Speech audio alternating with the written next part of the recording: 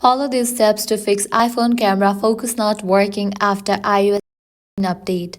Let's get started. The very first thing you want to do is wipe the camera lens with a microfiber cloth, remove any case or screen protector that might be interfering. Next, restart your iPhone. A simple restart can fix software glitches.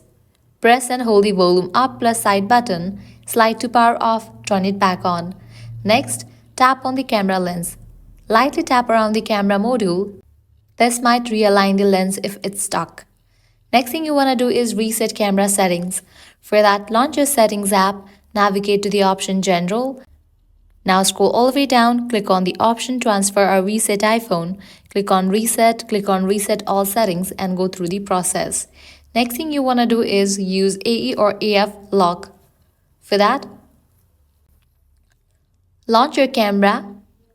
Hold on an object until AE/AF lock appears. Tap anywhere to release the lock. Next, switch camera modes. Switch between photo, video, and portrait mode to reset autofocus.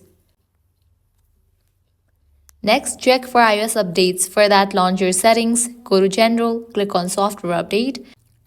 If you find any existing updates over here, just update your software to its latest version.